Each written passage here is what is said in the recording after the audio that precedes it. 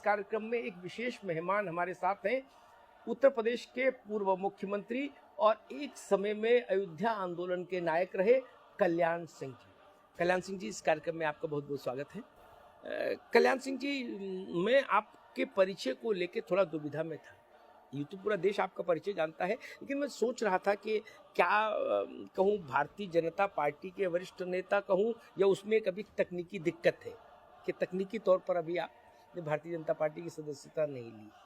देखिए, व्यावहारिक रूप से मैं भाजपा के साथ आ चुका हूँ। तकनीकी दृष्टि से अभी मैंने लोकसभा से इस्तीफा नहीं दिया है, और लोकसभा से इस्तीफा देने में मुझे आज भी कोई दिक्कत नहीं है। कठिनाई एक ही है कि आज इस्तीफा देता हूँ तो 6 महीने के अंदर अंदर चुनाव आयोग मध्यावधि चुनाव करा देगा। तो चुनाव लड़ो, ये मध्यावधि, और फिर 6 महीने बाद एक और लड़ो।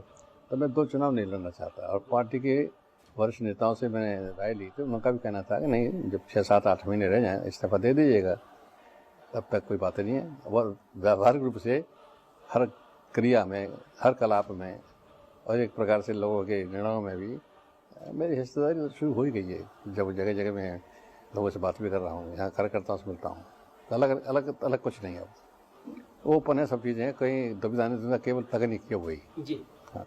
कल्याण सिंह जी, फिर से घर वापसी, कैसा अनुभव, कैसा लगा? अच्छा लग रहा है जी। ऐसा इसलिए अच्छा लग रहा है कि मैं अपने राजनीतिक जीवन की तरफ जब देखता हूँ, तो जब मैं विद्यार्थी था तब से आरएसएस का स्वयंसेवक था, और आज भी आरएसएस का स्वयंसेवक होने पर मुझे गर्व है। कल्याण सिंह जी, अभी लखनऊ में अटल शंखनाद रैली, उसमें आप बहुत भावुक हो गए थे। जी भाजपा के साथ अपने रिश्तों का जी उल्लेख जी करते जी जी जी कारण था, मंच पर माइक पकड़ने से पहले बैठे बैठे मेरे पूरे का पूरा अतीत, कैसे काम किया था, लोगों के साथ कैसे चला था, कैसे निर्णय करते थे, कैसे पार्टी से को उठाया था, सत्ता में लाए थे, वो सारा अतीत मेरी आंखों के सामने घूम गया था। और जैसे ही मैं माइक पकड़ा था, वो अतीत मेरे ऊपर हावी हो गया और मैं भावुक हो सकता, इसको कोई संदेह नहीं। मैं भावुक व्यक्ति तो हूँ जी। लोग तो कहते हैं कल्याण से बड़ा कठोर व्यक्ति है, फिर मैं कठोर नहीं हूँ। लोग कहते हैं कल्याण से बड़ा जिद्दी आदमी, मैं जिद्दी भी नहीं हूँ। हाँ, अपने निर्णयों पर दृढ़ रहता हूँ। मैं अपनी कही बात पर मैं दृढ़तापूर्वक अमल करने की कोशिश करता हूँ, चाहे इसे जिद कह लो और चाहे कुछ भी कह लीजिएगा। कल्याण सिंह जी, आपको नहीं लगता कि आपने भाजपा को जहां छोड़ा था, लोकसभा में 60 और विधानसभा में 176, इस मोड़ पर आप छोड़कर पार्टी को गए? आज भाजपा उत्तर प्रदेश में बहुत पिछड़ गई, भाजपा लड़ाई से बाहर हो गई। अगर मैं कहूँ, रिंग में 2 पहलवान दिखते हैं, सपा और बसपा। भाजपा और कांग्रेस पवेलियन में दिखते हैं। भाजपा थोड़ा सा अपनी रणनीति में परिवर्तन कर ले, और मुझे खुशी इस बात की है कि परिवर्तन परिलक्षित होने लग गया है। जैसे 4 सूत्र है मेरे पास जी। पार्टी का एक चेहरा दिखना चाहिए, पार्टी की एक वाणी दिखनी चाहिए, सामाजिक न्याय के सिद्धांत को अमली जावा पहना रही पार्टी ये दिखना चाहिए, और जिताऊ टिकाऊ अच्छी छवि के प्रत्याशियों का चयन होना चाहिए। भाजपा इस वक्त पहुँच जाएगी।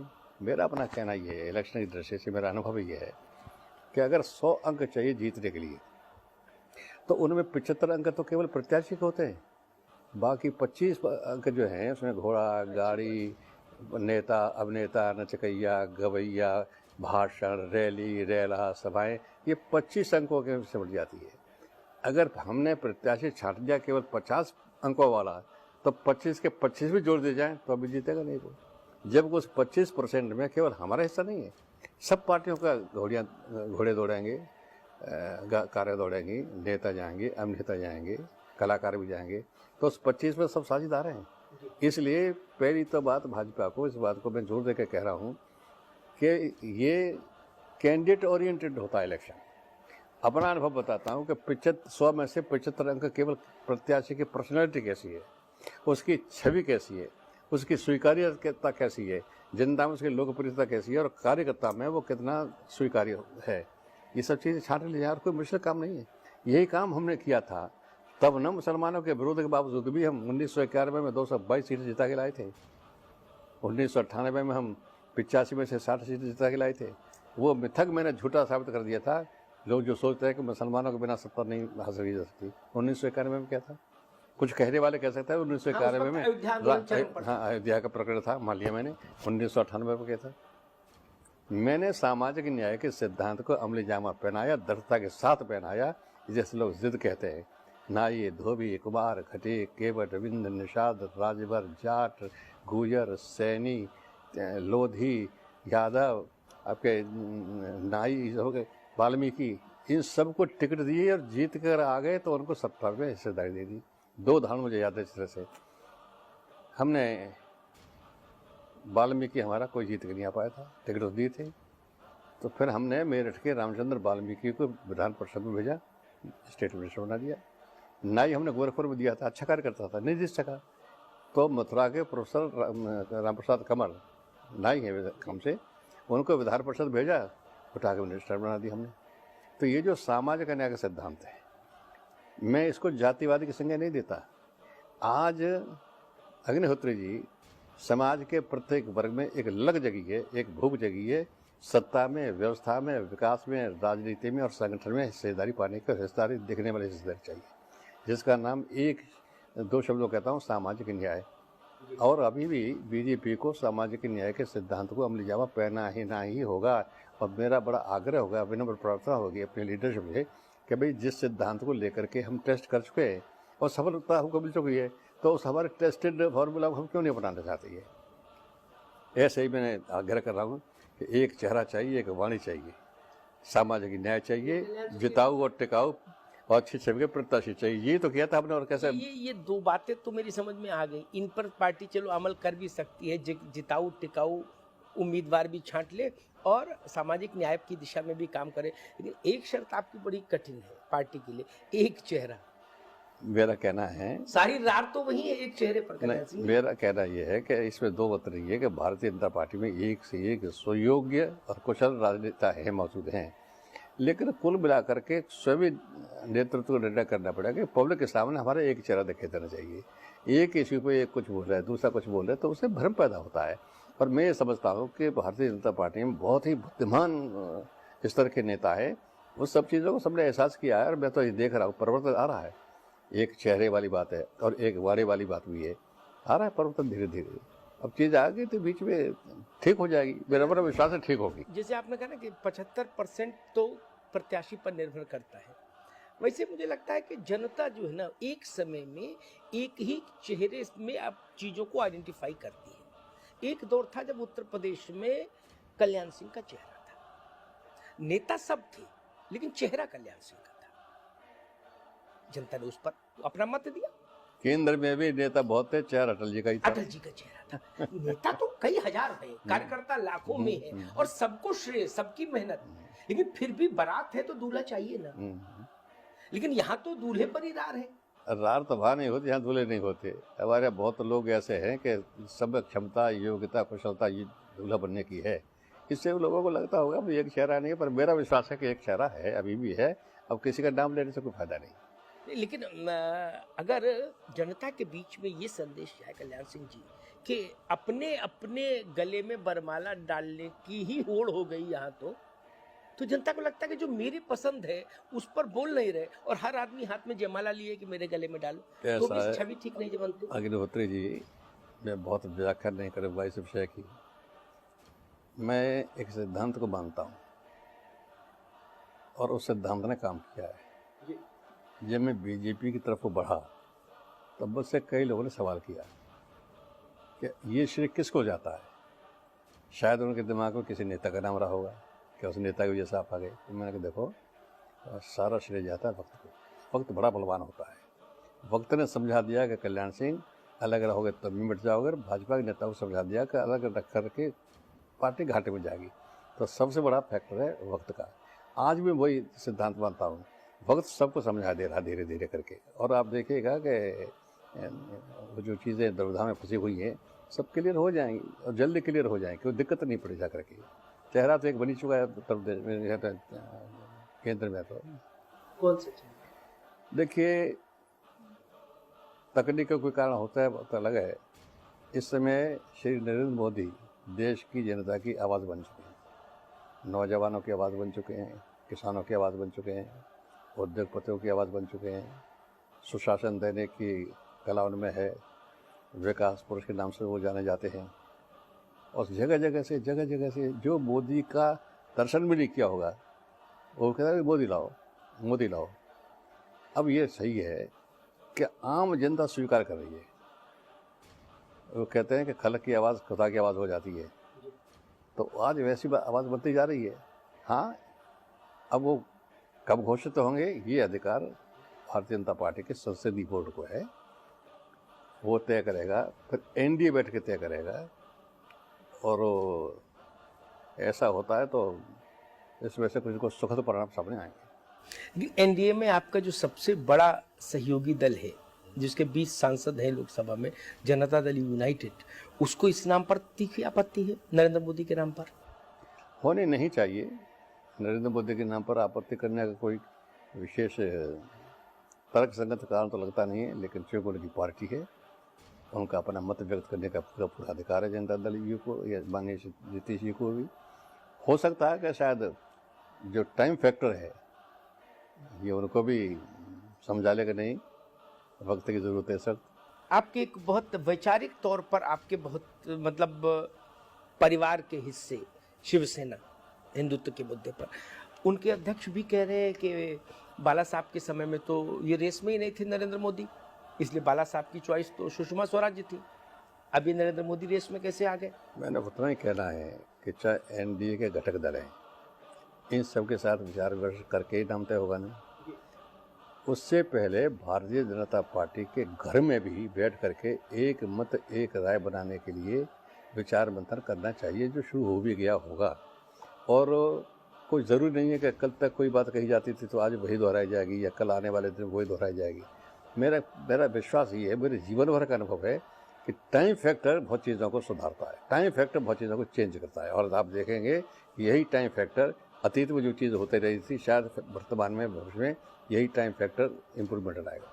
कल्याण सिंह जी, जिस प्रदेश में आपने इतनी लंबी पारी खेली और एक अच्छी पारी खेली, एक आपका शासन सत्ता के इकबाल के लिए आज भी याद किया जाता है। धन्यवाद। आज जो सरकार वहाँ है, बहुमत की सरकार बहुत समय बाद आई, समाजवादी पार्टी की इसमें इतनी बहुमत की, और नया मुख्यमंत्री आया, नौजवान मुख्यमंत्री आया, तो एक उम्मीद पूरे प्रदेश को जगी कि शायद समाजवादी पार्टी भी खुद को बदलेगी और प्रदेश भी बदलेगा। आपका 50 सालों का तजुर्बा, उत्तर प्रदेश की नस नस से आप वाकिफ, आज सरकार को 1 साल 1 महीना हो गया, किस ढंग से आप इसकी रेटिंग करेंगे? मेरा अनुमान या मेरा अनुभव दो प्रकार का है। पिछले 20-25 साल का इतिहास बताता है कि जब जब कांग्रेस सत्ता में आती है, महंगाई लाती है, भ्रष्टाचार घोटाले लाती है, और जब जब भी समाजवादी पार्टी सत्ता में आती है तब गुंडागर्दी अपने साथ लेकर के आती है। आज उत्तर प्रदेश की सरकार को सरकार कहना ही बेईमानी है। सरकार नाम की चीज़ उत्तर प्रदेश में कोई नहीं है। कानून व्यवस्था पूरी तरह से ध्वस्त हो चुकी है, गुंडागर्दी हो रही है पूरी तरीके से, बलात्कार की घटना रोज घटित हो रही है। आम आदमी सुरक्षित महसूस नहीं कर रहा है। शासन का सबसे पहला दायित्व होता है कि आम नागरिक, माँ बहन बेटी अपने को सुरक्षित महसूस करे। एक बार को आदमी बिना खाने के रह सकता है 2 दिन, लेकिन बिना सुरक्षा की भावना के आदमी जिंदा नहीं रह सकता है। आज उत्तर प्रदेश में इस प्रकार की कोई सरकार नहीं है। मुख्यमंत्री भला लड़का है, मैं उसको बड़ा प्यार भी करता हूँ, लेकिन नया मुख्यमंत्री नौसिखिया मुख्यमंत्री है। दूसरे उसके ऊपर भी कई पावर सेंटर्स हैं। मैंने मुलायम सिंह जी का अलग पावर सेंटर है, श्रीमान राजमुखा का अलग पावर सेंटर है, तुरंत बात पर तुरंत जाते हैं। फिर शिवपाल सिंह यादव का अलग पावर सेंटर है, फिर रामगोपाल यादव का अलग पावर सेंटर है, और ये सब के सब चारों पावर सेंटर इनसे बहुत सीनियर है अखिलेश भैया से। तो अखिलेश की कठिनाई तो है ही है। मेरी उस अखिलेश के प्रति व्यक्तिगत तौर पर मैं उसको प्यार करता हूँ, और मैं चाहता था कि सफल होता, लेकिन वो सफल हो नहीं पाया, हो भी नहीं पाएगा, क्योंकि पावर सेंटर्स हो गए वहाँ पर कई, और जितना समर्थन को अब मिला था आने वाले चुनाव में देखिएगा वो रिपीट नहीं हुआ। लोकसभा का चुनाव देख लीजिएगा, 23 सीटें लाए थे, ये ठीक है, 23 सीटों में कम से कम 12 सीटों का योगदान मेरा था, उसमें आपका फैक्टर 12 का मेरा योगदान था। लेकिन आज उनकी वो सीटें नहीं आने वाली। विधानसभा में भी एक बार बहुमत आ गया है, अब शायद ही बहुमत आ पाएगा अगर हम सामाजिक न्याय के सिद्धांत को बांध करके और राजनीति को मिशन के तौर से लेकर चलें, धंधा नहीं धर्म के रूप में लेकर चलें, तो आज भी भारतीय जनता पार्टी अपने राष्ट्रवाद के कर्तव्य को पूरा करने में सफल हो सकती है। जो कुछ तो पूंजी औरों से अलग भाजपा के पास अभी भी है। अभी अगर तोला नापा तोला जाए तो इतना तो मानते ही है कि नहीं भाई, अभी भलमान साहब इनमें ज़्यादा है तुलना में। मैं 100% नहीं कह रहा हूँ, लेकिन बाकी पार्टियों में, बाकी नेताओं में तुलना की जाए और हमारे पार्टी के नेताओं में पार्टी में तुलना की जाए तो अब भी नंबर हमको ज़्यादा मिल रहा है औरों की तुलना में लग रहा कह रहा हूँ मैं। हालांकि नंबर बढ़ने चाहिए। आपसे इंटरव्यू हो और अयोध्या की बात नहीं हो तो ना तो मुझे अच्छा लगेगा और ना मुझे अच्छा लगेगा, दर्शकों को भी अच्छा नहीं लगेगा, करोड़ों दर्शकों को। और ये सवाल नहीं करेगा तो मुझे अच्छा ना लगेगा। कल्याण सिंह जी, एक पत्रकार के नाते उस वक्त मैं दैनिक जागरण में पत्रकारिता कर रहा था, वहाँ सेवा कर रहा था। अयोध्या आंदोलन मैंने बहुत करीब से कवर किया। उस 5 दिसंबर 1992 की रात और 6 दिसंबर 1992 का 11 बजे सुबह तक का समय, उस वक्त आप मुख्यमंत्री थे। उस वक्त आपके दिमाग में क्या चल रहा था, क्या दबाव कितना था, क्या स्थिति थी, मन स्थिति उस वक्त? बड़े चैन से सोया था, सारी माकूल व्यवस्था कर दी थी। प्रातः काल पूजा करके ढंग से 2-3 मिनट मेरे पास आ गए थे। ऊपर की मंजिल पर कोई चाय पकौड़े खिलाने के लिए ले गया था। अचानक फ़ोन आया था कि साहब इस तरह से वहाँ जो ढांचा था उसका पहला टूट गया है जा करके। माने मैं ये मानता हूँ कि वो घटना अनियोजित थी, अचानक थी, अनप्लैन्ड थी। हाँ, जो पिछले 4.5 साल तक करोड़ों हिंदुओं की भावनाएं कुचली गई थी, उनका वो स्वयं स्फूर्त विस्फोट था जो 6 दिसंबर 1992 के ढांचे के विध्वंस से सामने आया। और हो गया सो हो गया। मैंने कभी भी उस ढांचे के जाने के लिए खेद व्यक्त नहीं किया, कभी किसी से मैंने माफ़ी भी नहीं मांगी, मांगूंगा भी नहीं। अरे भाई, आखिर तो वहाँ पर राम मंदिर था, अब तो अदालत ने स्वीकार कर लिया। चाहे 1/3 ज़मीन दी अदालत ने, माना तो वहाँ जगह मंदिर था तो ये मस्जिद कहाँ से आ गई? बाबर ने मीर बाकी को भेज करके कहा मंदिर को ध्वस्त कीजिएगा, यहाँ मस्जिद बनाइएगा। जबकि शरीयत कहती है कि किसी पूजा स्थल को तोड़ करके अगर मस्जिद बनाई जाएगी तो उस मस्जिद में अदा की गई नमाज को खुदा कबूल नहीं करता। तो ऐसा इन्होंने क्यों किया? केवल इसीलिए किया कि हिंदुओं की पीढ़ियाँ दर पीढ़ियाँ अपमानित महसूस करते रहे और समझते रहे कि हमारे ऊपर कोई बाबरी शासन करने के लिए आया था। तो चला गया। कल्याण सिंह जी, एक बहुत नाजुक बात, जब ये ढांचा गिर गया तूफान आ गया, आना ही था, पता था कि ढांचा गिरेगा तो तूफान आएगा। नरसिंह राव जी के एक मित्र ने मुझे बताया, जब वो नरसिंह राव जी से मिले, तो मैं उनका नाम यहाँ नहीं लूंगा क्योंकि अब उनका देहांत हो चुका। तो नरसिंह राव जी से उन्होंने पूछा, और मुझे लगता है ये बात मैं आपसे बेहतर कोई सवाल उनका देहांत थोड़ी देर पहले हुआ है जी। तो उन्होंने पूछा कि आपने कोई कार्रवाई क्यों नहीं की, आप एक्टिव मोड में क्यों नहीं दिखे प्राइम मिनिस्टर के तौर पर? तो उन्होंने जो मुझे बताया कि उस वक्त के प्रधानमंत्री ने उनसे कहा कि मैंने कांग्रेस को बचा लिया। तो उनका परसेप्शन ये है कि कांग्रेस तो इससे नुकसान में गई। उन्होंने कहा नहीं, वो ढांचा रहता, वो 3 गुंबद रहते तो भारतीय जनता पार्टी सालों साल राज करती, लखनऊ से दिल्ली तक। सिर्फ 3 गुंबद रहते तो एक बार तो नुकसान होगा, लेकिन भारतीय जनता पार्टी अपनी वास्तविक स्थिति में आके खड़ी हो जाएगी। जो एक कृत्रिम शक्ति भाजपा को ये गुंबदों से मिल रही थी, वो शक्ति मैंने विड्रॉ करवा दी। क्या ये बात, ये व्याख्या जो है, मैं कहता हूँ सही है? अगर ये व्याख्या सही है तो हमसे पूछने बजाय कांग्रेस से पूछना चाहिए ना, तो इस व्याख्या से सहमत हो कि नहीं सहमत हो? अगर उन्हें कांग्रेस से बचाने के लिए गुंबद तोड़ने दिए गए थे तो आज गुंबद तोड़े जाने का विधवा विलाप क्यों करते पार्लियामेंट आकर हर 6 दिसंबर लगा करके? देखिए, उनका क्या सोच रहा होगा मैं नहीं कह सकता हूँ, दृष्टिकोण क्या रहा होगा मैं नहीं कह सकता हूँ।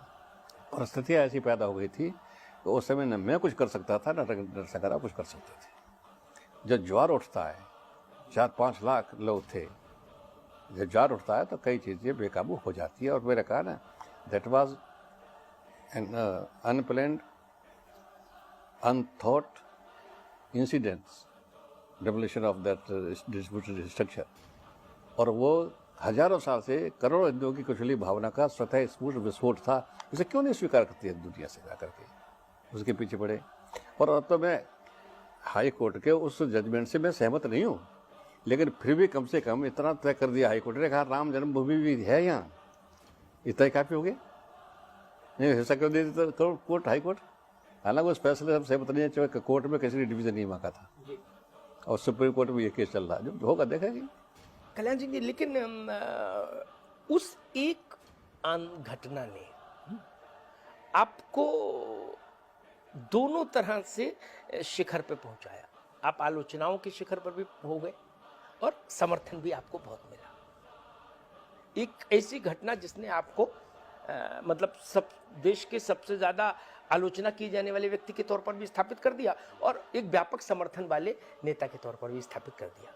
उस ढांचे के टूटने के बाद पार्टी की ओर से देश भ्रमण का मेरा कार्यक्रम बनाया था, और उस समय श्रीमान नरेंद्र मोदी उस सारी यात्रा के संयोजक थे, मेरे साथ चलते थे, और तभी से उनके और हमारे बीच में बहुत मित्रता के संबंध है, और मैं उनकी सोच से कायल हूँ और बहुत इज्जत करता हूँ उस आदमी की। किसी भी प्रदेश में गए लाखों की संख्या में लोग सुनने के लिए आए थे, और आप ठीक कहते हैं, आलोचक भी हैं, और ये भी ठीक कहते हैं कि प्रशंसक भी हैं। तो हर व्यक्ति के किसी कार्य के लिए सबके सब आलोचक हो जाएंगे ये कभी होता नहीं, और सबके सब प्रशंसक हो जाएंगे ये कभी होता नहीं। लेकिन आज अगर गिनती की जाए तो प्रशंसकों की संख्या भारी पड़ेगी आलोचकों की तुलना में। कल्याण सिंह जी, एक अंतिम सवाल, लगभग आधी सदी की राजनीतिक यात्रा आपने की, अगर मैं ये पूछूं कि कल्याण सिंह क्या चाहते हैं, इस देश की जनता, इस उत्तर प्रदेश की जनता कल्याण सिंह को किस रूप में याद रखे, तो क्या कहेंगे? इतने कहूँगा कि जीवन भर राष्ट्रवाद के प्रति समर्पित रहा हूँ। जीवन के जितने शेष दिन बचे हैं राष्ट्र और समाज की सेवा में व्यतीत हों, और मेरी इच्छा है कि इस देश के अंदर हिंदुत्व का ज्वार उठे। मेरी इच्छा है कि इस देश के अंदर राष्ट्रवाद की ज्वाला भभके। मेरी इच्छा है कि जो तुष्टिकरण की नीति अपनाई जा रही है ये समाप्त किया जाए। मेरी इच्छा है गांव गरीब किसान का उत्थान हो। मेरी इच्छा है झुग्गी झोपड़े के किसान का उत्थान हो। मेरी इच्छा है नारी के सम्मान का गारंटी हो। और मेरी इच्छा है कि दबे कुचले उजड़े पिछड़े दलित शोषित पीड़ित और अधिकारों से वंचित वर्गों को भी सत्ता में, व्यवस्था में, विकास में और संगठन में सम्मानजनक हिस्सेदारी मिलनी चाहिए, जिसका नाम देता हूँ मैं सामाजिक न्याय। ये है मेरी इच्छा। नहीं तो आपकी इच्छा है, लेकिन लोग आपको याद किस रूप में रखें? अब यार मैं अपनी ओर से क्या बताऊँ मेरे मुझे किस रूप में रखें। उनको जैसे दिखाई देता हो वैसे रूप में याद कर ले। इतना विश्वास जरूर मुझे कि मुझे बुरे रूप में याद नहीं करेंगे, कभी मुझे बुरे रूप में याद नहीं करेंगे, इतना मैं जानता हूँ। पर किस रूप में याद करते हैं ये तो उनका अधिकार है। पर मेरा विश्वास है मैंने ऐसा कोई काम नहीं किया है जिंदगी में कभी बेदाग कैरियर अपना। मैंने राजनीति को भी धर्म की तरह से स्वीकार किया, धंधे की तरफ से स्वीकार नहीं किया। राजनीति को भी मैंने मिशन के रूप में स्वीकार किया, प्रोफेशन का स्वीकार किया है। आपकी कृपा से अग्निहोत्री जी एक बार हेल्थ मिनिस्टर, दो बार चीफ मिनिस्टर रह लिया। कुर्ते के दामन पर मच्छर मारा कोई दाग नहीं, और मुझे इस बात का संतोष है। ये संतोष लेकर के दुनिया से विदा होना है हमें। कल्याण सिंह जी, ये आज के दौर में बहुत बड़ी बात है। जब राजनीतिक काजल की कोठरी हो जाए तब बिना दाग के इतनी लंबी पारी खेल लेना, मुझे लगता है ये भी बहुत बड़ी बात है। मैं इसके बारे में कुछ कहूँगा तो आत्म प्रशंसा हो जाएगी, पर आत्म प्रशंसा में विश्वास करता नहीं हूँ। पर हाँ, जो कुछ कह रहा हूँ वो प्रत्यक्ष अपने जीवन में उतार के दिखा चुका हूँ, संसार जानता है। मुझे अपनी ओर से कुछ इसमें तर्क या कोई प्रमाण या किसी का सर्टिफिकेट नहीं चाहिए। कल्याण सिंह जी, हमसे बातचीत करने के लिए बहुत बहुत शुक्रिया। तो ये थे उत्तर प्रदेश के बहुत धन्यवाद। पूर्व मुख्यमंत्री कल्याण सिंह जी। अगले हफ्ते हम फिर मिलेंगे एक नई शख्सियत के साथ।